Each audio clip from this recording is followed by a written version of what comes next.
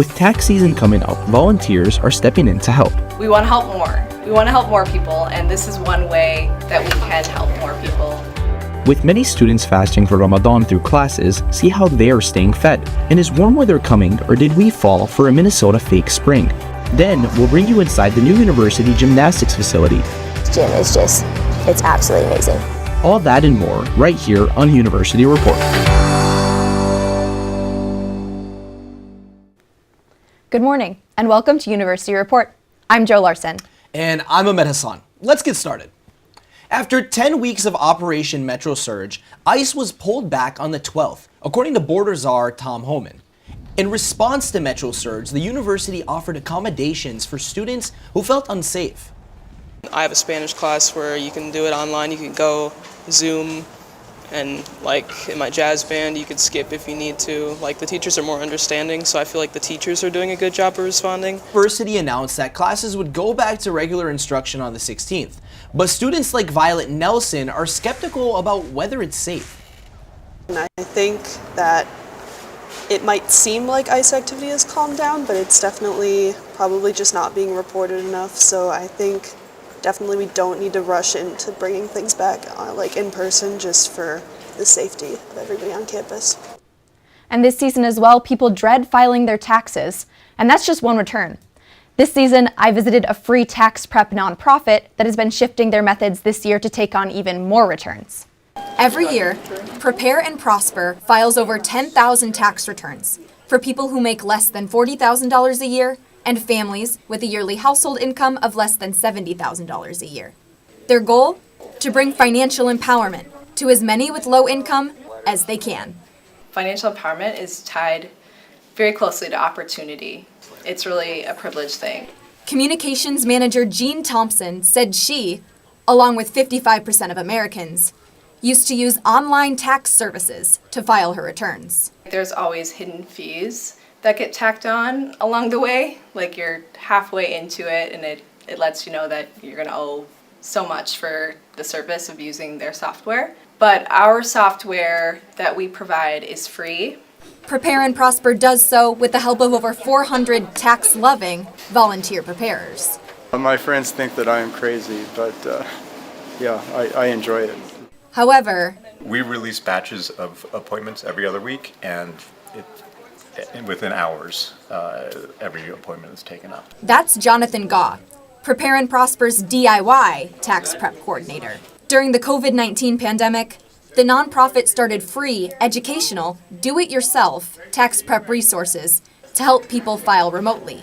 Now, Prepare and Prosper is turning to their DIY program to help with their high demand, rather than turning clients away. That also helps a lot. Yeah, it's only 4 of us, and throughout the entire season, we take about 10,000 calls. Those who enroll in the program immediately receive a 20-page tax prep guide and a link to a live webinar where they can ask questions to volunteers. It's not a hard thing to do, it's a tedious thing to do. And sometimes just having a little patience to get through it is all they need. Thanks so much. Alrighty. You can sign up for these resources on Prepare and Prosper's website, which we have linked on our website at z.umn.edu/University Report. The month of Ramadan kicked off last week, and I went and got an inside look on how one group of students is making sure Muslims on campus are breaking their fast this month. But there's a reason why this one is a little more special. Ramadan is a special month for all Muslims. When the sun sets, it's time for them to break their fast. The Muslim Student Association took it upon themselves to take care of that community. I think it's important to know that you have people that you can fall back on. You have a support system more than anything. You have somewhere to go back to and feel safe and not feel like something wrong is going to happen. And that's the environment that we kind of try and create here. Marwa says MSA feeds more than 200 students a night and never charges one of them. It's able to provide free food thanks to sponsors and donations raised by the community. Honestly, I love seeing the community here. I love seeing everyone gather. They break their fast together, they eat together, they talk together, they go pray together. It's honestly a very fulfilling feeling that we get to create this environment for them. Iftar in Arabic means the meal that breaks the daily fast at sunset. Suhaib Muhammad, an organizer of the iftar, says seeing someone smile makes it rewarding for him.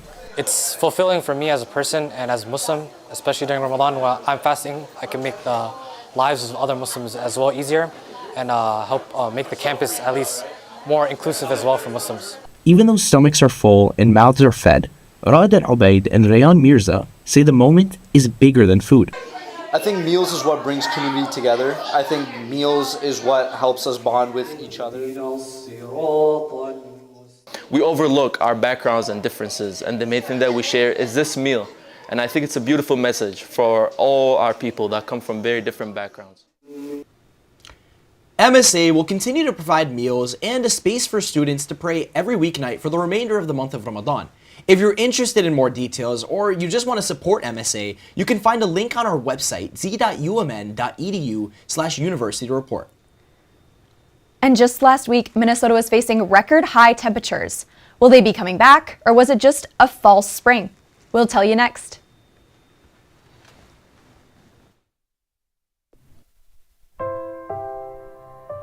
Because it was there.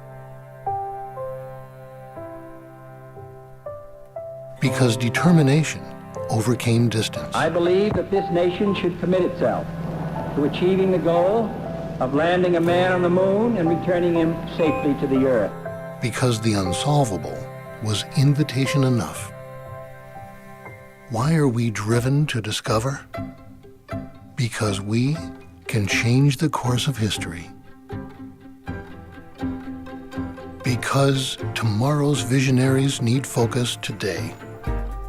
At the University of Minnesota, with each student comes an opportunity to set their sights higher and to show them the way, so our graduates can shape the future and fulfill the dreams they haven't yet dreamt. Because renewable energy can sustain us all. Our students envision the sun powering homes on every block, wind-blown ideas launching entirely new economies, and fertile soils fueling cars and people alike, protecting the harmony between humanity and nature. Because self-expression can move 1,000 souls. Be it a song or a dance, a canvas or a poem, the arts are vital to the U of M experience, as are self-discovery and moments of sheer amazement. Because cancer can be conquered by targeting medicines, customizing treatments, and transplanting stem cells, incurable cancers can become survivable.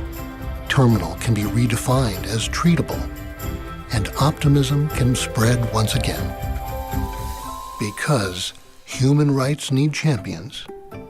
From classrooms in Minnesota to courtrooms in Uganda, assembling a collective voice for change allows dignity to return and extends human rights across the globe. Because clean water ensures quality of life. It's essential to the health of all nations, so we're studying models and molecules. We are committed to making clean water flow freely, from the headwaters of the Mississippi to the slums of Mumbai. We share the belief that anything is possible, because at the University of Minnesota, discoveries unfold, breakthroughs happen, and history is forever changed.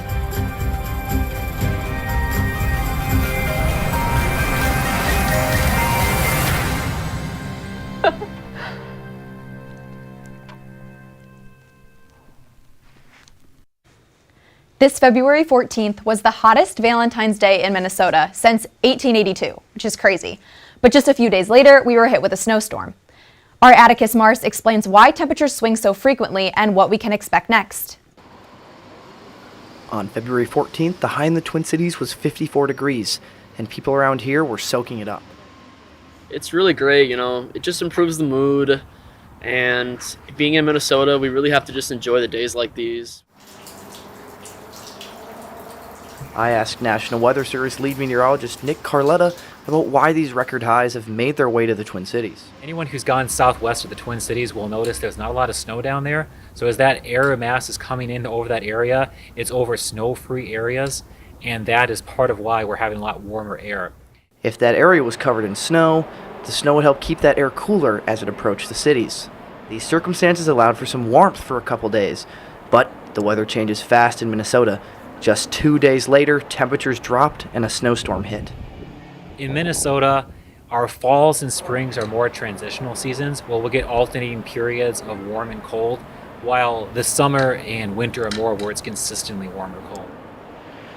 We can definitely expect more cold air in the coming weeks.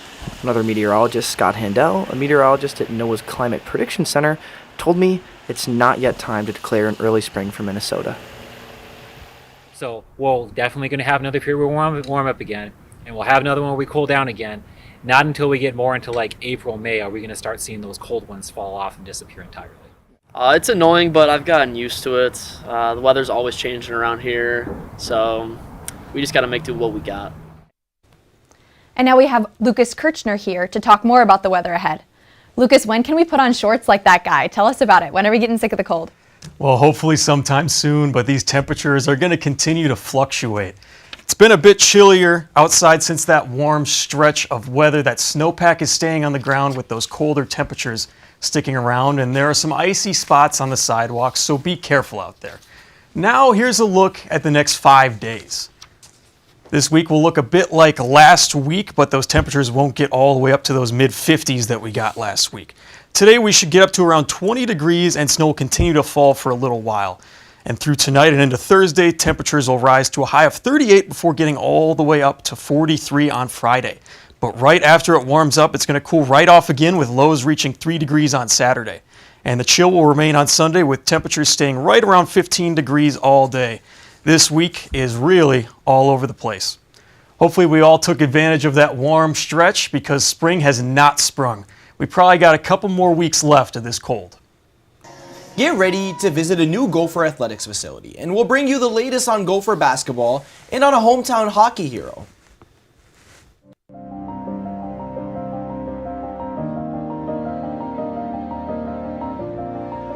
We're all about water in Minnesota. I've been here approaching 50 years. Originally, the biggest problem we had is the algae bloom from the sewage in the lake. And now we got the zebra mussels, and that's been a major negative. Zebra mussels are an aquatic invasive species.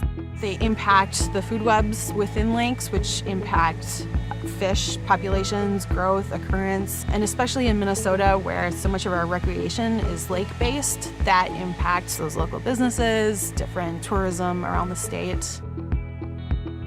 Zebra mussels were first found in the Great Lakes back in 1986, and since then they have spread throughout much of Minnesota. People love clear water, but that's not necessarily good. That means that conditions are different for the plants, for the fish, for everything in the lake. This project out on Lake Minnetonka is looking at a copper-based product called EarthTech QZ. We are hoping that this will give us ideally some solutions for controlling zebra mussel populations. This project is largely a partnership between the University of Minnesota, specifically MASERC, the Minnesota Aquatic Invasive Species Research Center, and the U.S. Geological Survey. It is very much a team effort. Even the marina owner that has graciously allowed us to use their area for staging our equipment and supplies. So without the cooperation of all those different partners, it would be impossible to do a study of this nature.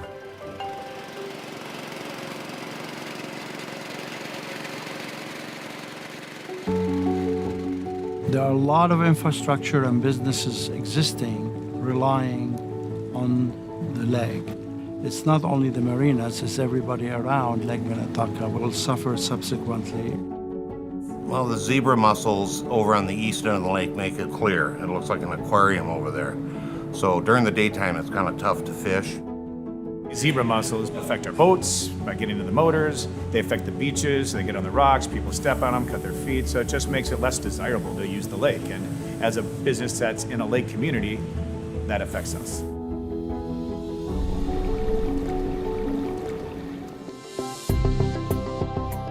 This project is specific to Lake Minnetonka, but we're hoping that this type of treatment will be able to be repeated on different lakes. The University of Minnesota's Aquatic Invasive Species Research Center is one of a kind. It's the only one like it in the country. And the work that we're doing is protecting Minnesota's lakes. The University of Minnesota is absolutely essential in this matter. And it's a profoundly positive experience for us to be part of it.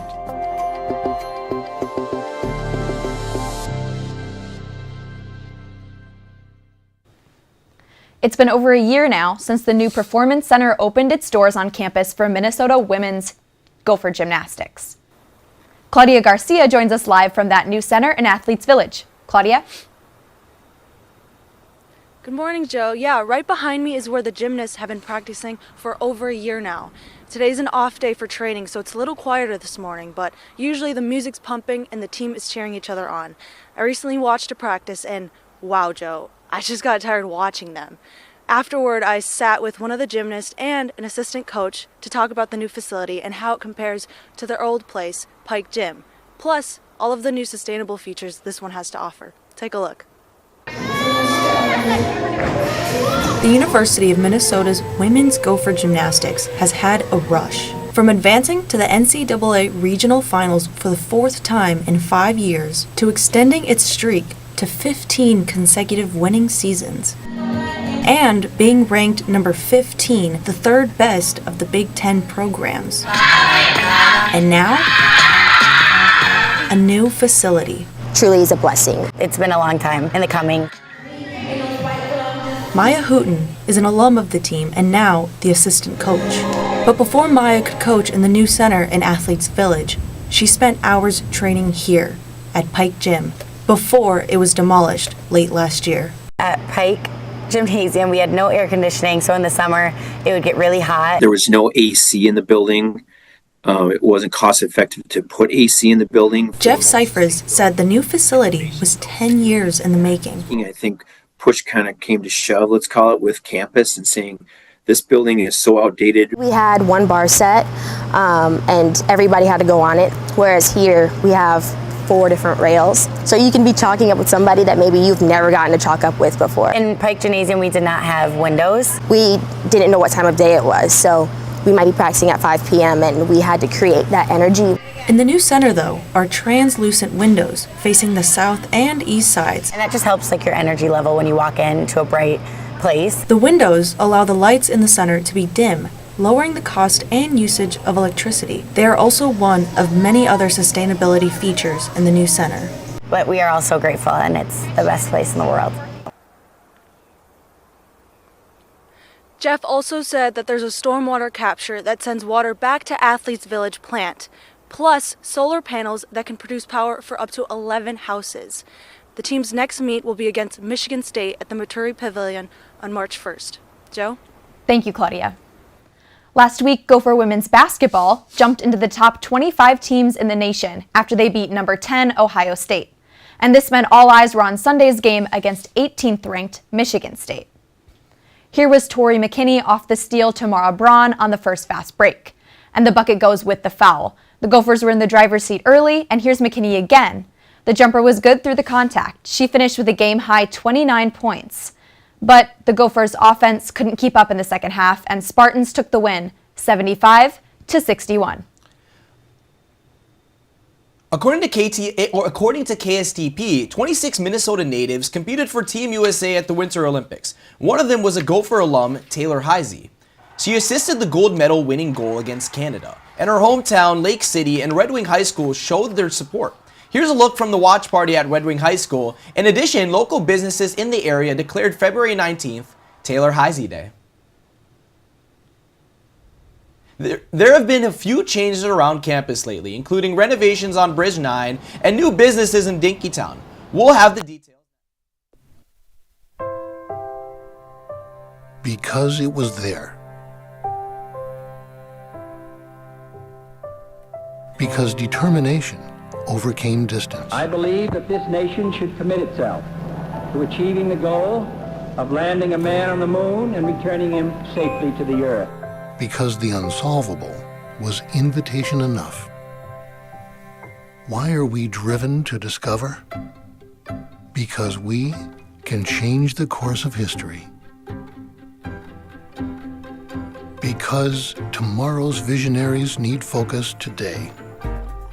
At the University of Minnesota, with each student comes an opportunity to set their sights higher and to show them the way, so our graduates can shape the future and fulfill the dreams they haven't yet dreamt.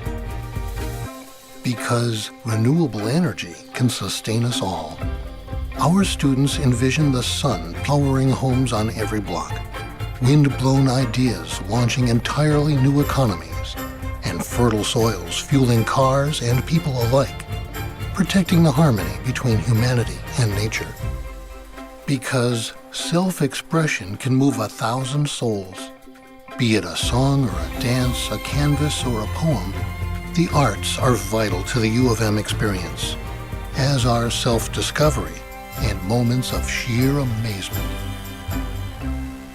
Because cancer can be conquered by targeting medicines, customizing treatments, and transplanting stem cells, incurable cancers can become survivable. Terminal can be redefined as treatable, and optimism can spread once again. Because human rights need champions. From classrooms in Minnesota to courtrooms in Uganda, assembling a collective voice for change allows dignity to return and extends human rights across the globe. Because clean water ensures quality of life. It's essential to the health of all nations, so we're studying models and molecules. We are committed to making clean water flow freely, from the headwaters of the Mississippi to the slums of Mumbai. We share the belief that anything is possible, because at the University of Minnesota, discoveries unfold, breakthroughs happen, and history is forever changed.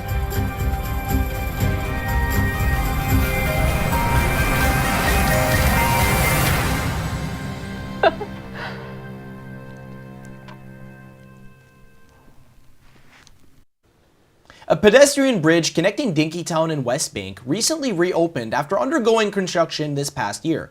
Neil Roy will give us an update on what's changed with the bridge. Northern Pacific Bridge 9 is a pedestrian bridge that connects Dinkytown to the University of Minnesota's West Bank campus. Built to carry trains across the Mississippi River, it was converted into a pedestrian bridge in 1999. But since April last year, it's been closed to the public so that the city could make repairs and safety improvements. Nathaniel Ashton Piper, a UMN law student, said he was impressed by how quickly the updates to the bridge were made. I was not assuming that it would be open this early. Along with a variety of reinforcements to the bridge and its structural support, there were also noticeable changes to the bridge's appearance. As you can see, these fences are pretty tall, but they serve a very honorable purpose. The city installed 10-foot-tall railings in an effort to help make the bridge safer for pedestrians to cross. Although it partially blocks the view from the bridge, the high safety rails are designed to prevent people from falling off or jumping. Regular users of the bridge had mixed feelings about the improvements. I think I like how it looked before a bit better, because then you had nicer views, because now the fences are so high. Obviously the fence being here isn't totally ideal for sightlines, but I understand this is the world that we live in and this is necessary, so I think they did a good job with making the fence still you can see through it and it's in our colors, so I like that. But regardless of how they feel about the bridge's recent changes, they're grateful for the safety that these new rails provide. I'll sacrifice a good view if it means that people are going to be safer. And they're glad to be able to use it again. Since it reopened, I basically walked across the bridge every day. Neil Roy, University Report. If you do cross Bridge 9 anytime soon, you'll notice that some work there is still going on, but it's now open to cross on foot. And as students walk through Dinkytown, they might notice some new businesses popping up. Right next to Chipotle is Boba X Ramen, a new ramen and boba restaurant with build your own options. And just down the street, Two for Tripping is a hockey reference and a coffee shop, replacing Annie's Parlor. Next door to that is a new location for Diggytown Tattoo, now open for business. And the building that housed Campus Staple Burrito Loco sold on February 5th for $1.35 million. Be on the lookout for any changes for that location. And that's today's University Report. I'm Joe Larson. And I'm Ahmed Hassan. Thank you for watching.